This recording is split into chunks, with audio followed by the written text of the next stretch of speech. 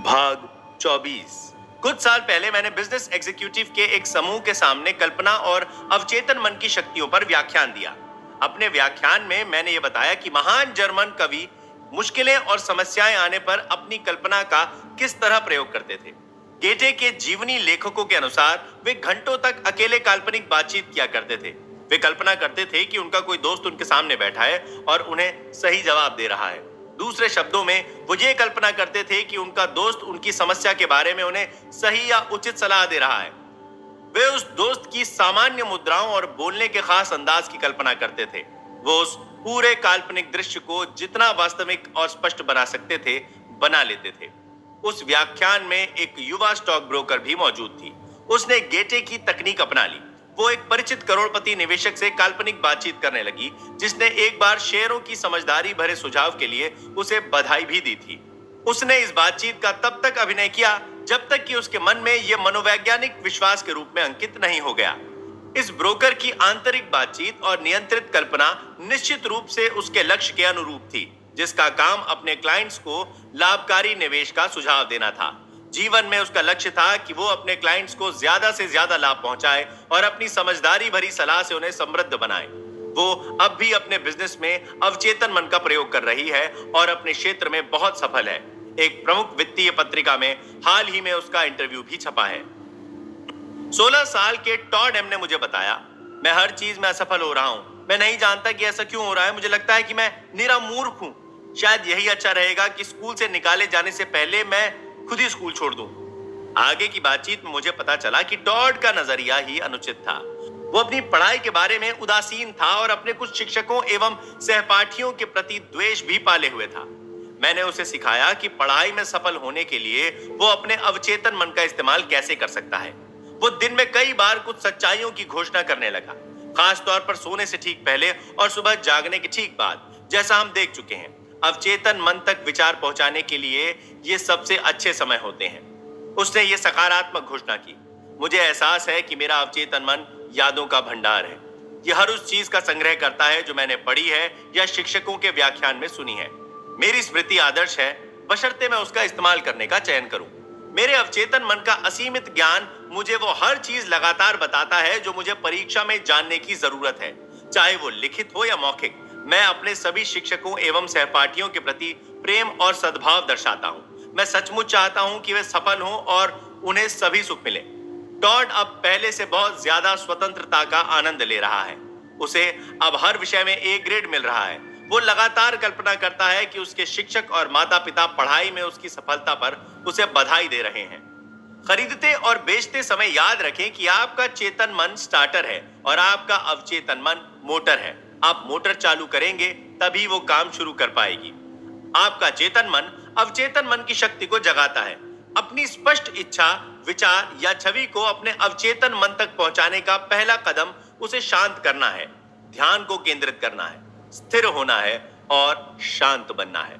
शिथिल, निष्क्रिय और शांत मानसिक दृष्टिकोण बाहरी मामलों तथा गलत विचारों को अवचेतन मन तक पहुंचने और लक्ष्य में हस्तक्षेप करने से रोकता है।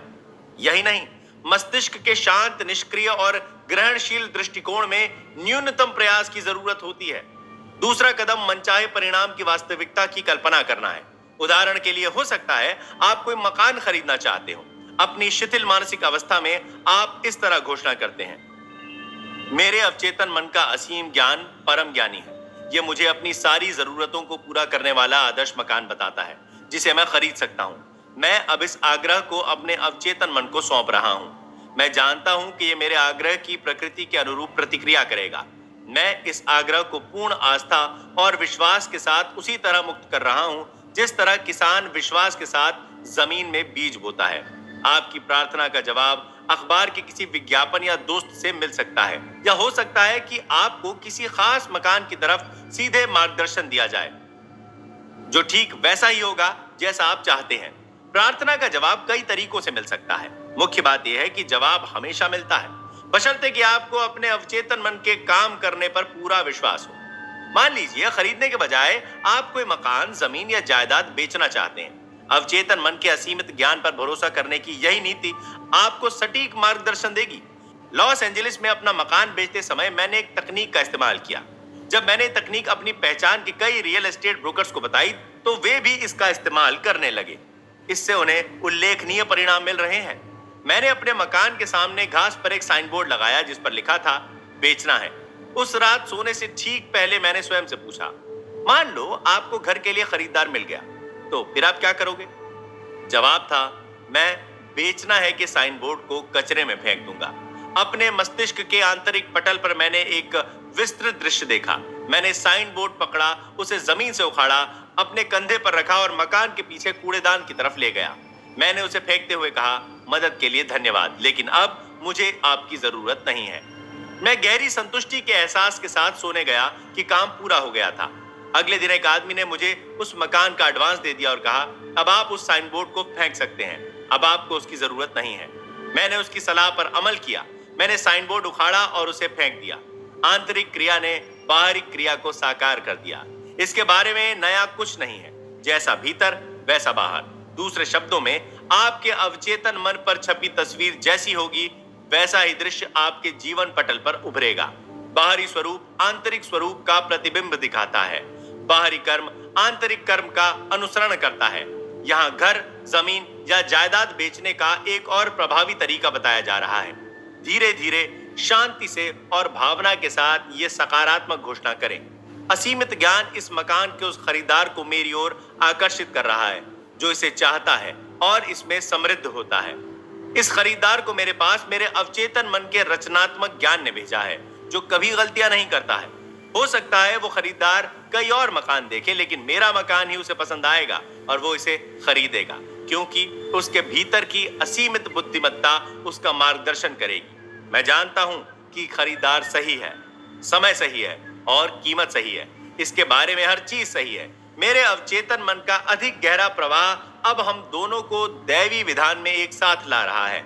मैं जानता हूं कि ऐसा हो रहा है। हमेशा याद रखें कि आप जिसे खोज रहे हैं वो भी आपको खोज रहा है। कोई ना कोई हमेशा रहता है जो उसी मकान या जायदाद को खरीदना चाहता है जिसे आप बेचना चाहते हैं।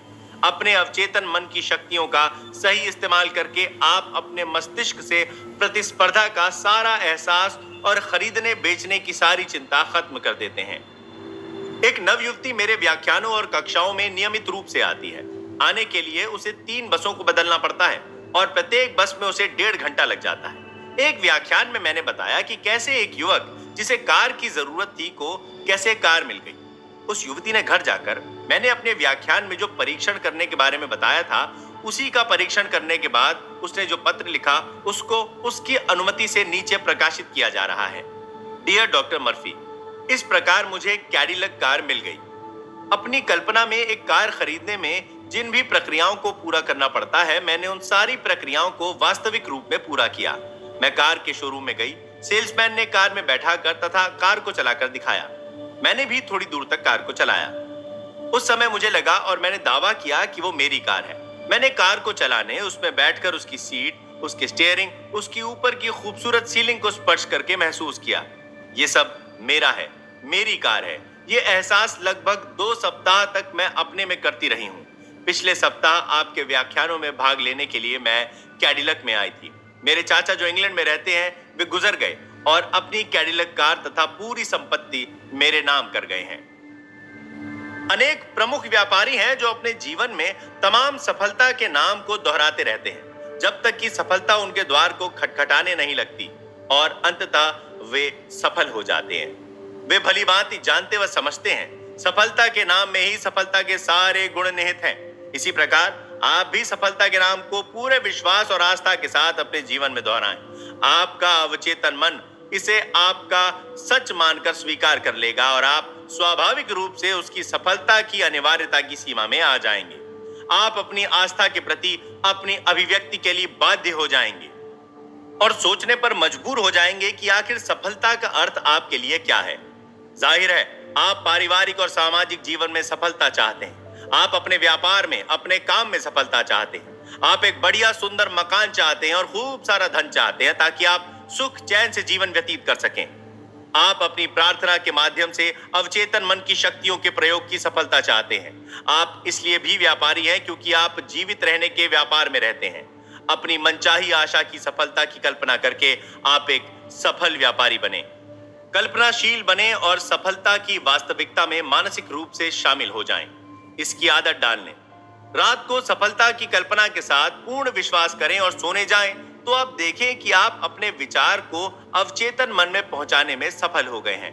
विश्वास करें कि आप सफल होने के लिए ही पैदा हुए हैं, तो आप देखेंगे कि आपके जीवन में क्या चमत्कार होते हैं। सफलता का अर्थ है सफल जीवन। जीवन में शांति, प्रसन्नता एवं उमंग हो और मन चाहा काम करने की स्वतंत्रता हो, तो आप जीवन में सफल हैं। चुनने का प्रयास करें कि आप जीवन में क्या काम करना चाहते हैं और उसे करना शुरू करें। यदि आप अपनी सही अभिव्यक्ति नहीं जान पाए हैं तो मार्गदर्शन के लिए प्रार्थना करें, आपको सही मार्ग मिल जाएगा। अपने क्षेत्र में विशिष्टता हासिल करें, उसके बारे में इतनी जानकारी हासिल करें जितना कोई नहीं जानता हो। सफल व्यक्ति मतलबी नहीं होता, उसके जीवन की प्रमुख इच्छा मानवता की सेवा है।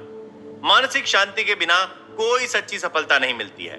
सफल व्यक्ति के पास गहन मनोवैज्ञानिक और आध्यात्मिक समझ होती है। अगर आप किसी उद्देश्य की स्पष्टता से कल्पना करते हैं तो अवचेतन मन की चमत्कारी शक्ति आपको सारी आवश्यक वस्तुएं प्रदान कर देगी। आपका विचार भावना के साथ जुड़कर कल्पनावादी विश्वास बन जाता है और आपके विश्वास के अनुसार आपको मिलेगा। लगातार कल्पना करने से आपके अवचेतन मन की चमत्कारी शक्तियां प्रेरित होती हैं। अगर आप नौकरी में प्रमोशन चाहते हैं तो कल्पना करें कि आपका मालिक, सुपरवाइजर या कोई प्रियजन प्रमोशन पर आपको बधाई दे रहा है। इस तस्वीर को स्पष्ट और वास्तविक बनाएं। आवाज सुनें, मुद्राएं देखें और इसकी वास्तविकता को महसूस करें। ऐसा करते रहें। बार बार दोहराने से आपकी मनोकामना सुखद रूप से पूरी हो जाएगी। आपका अवचेतन मन यादों का भंडार है। आदर्श याददाश्त के लिए बार बार सकारात्मक घोषणा करें। मेरे अवचेतन मन की असीमित बुद्धिमत्ता मुझे वो हर चीज याद दिलाती है जो मैं कभी भी कहीं भी जानना चाहता हूं। अगर आप मकान या जायदाद बेचना चाहते हैं तो धीरे धीरे, शांति से और भावना से ये सकारात्मक घोषणा करें। असीमित बुद्धिमत्ता इस मकान या जायदाद के खरीदार को मेरी ओर आकर्षित कर रही है, जो इसे चाहता है और इसमें समृद्ध होता है। इस जागरूकता को कायम रखें। आपके अवचेतन मन का अधिक गहरा प्रवाह इसे साकार कर देगा। सफलता के विचार में सफलता के सभी तत्व शामिल हैं। सफलता शब्द बार बार आस्था और विश्वास के साथ दोहराएं तो अवचेतन मन आप पर सफल होने के लिए दबाव डालेगा।